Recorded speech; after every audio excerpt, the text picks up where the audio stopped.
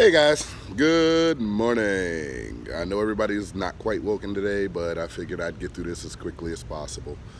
Here's the thing. If my life were a book, it'd probably be named Infinite Experiences.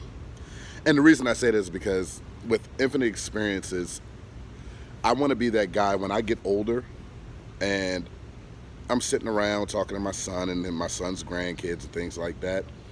I want to be able to tell those wacky, ridiculous stories like how grandpa was thrown into a dumpster or how, don't ever do this yourself, how I got into a bar fight when I was in the Army, which is freaking amazing. I mean, granted, I had a knot in my head about this big, but hey, it works.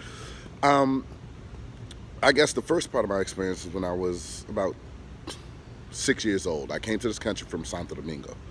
It's the capital of Dominican Republic, and it's a beautiful place. Been back there every year since, except for last year, but we're not going to go there. Um, I was adopted by an African American family. My original name was Jonathan Cruz, and when I came here, they changed it to Jonathan Cruz Williams. Don't tell anybody. I hate my first name. Got it. All right. Started out my first experience in the United States was going to an American school, which was weird for me because nobody spoke this language that I spoke. Everybody spoke English. Next thing you know, I finally get past my shyness, which you can all see I'm far from shy now.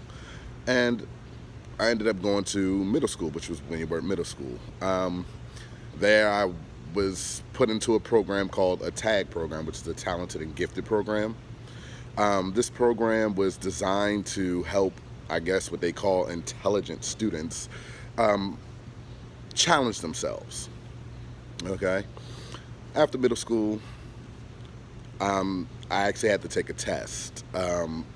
Act- Funny thing is, it was actually during my eighth grade spelling bee, which I was in the finals for. My mom actually came in and pulled me out of the spelling bee in order to take this test. Apparently, it was an IQ test, which I still don't. Apparently, I scored really high because apparently I ended up getting a scholarship to go to Johns Hopkins when I was like 12 or 14, however old I was in eighth grade. Um, and then we skip on past up to high school. High school was Parkdale High School, and I was in the science and tech program. Graduated high school when I was 16 years old. Um, Actually worked really hard for that. Went through night school and day school in order to get past that. But these experiences were all who turned me into the person that I am today.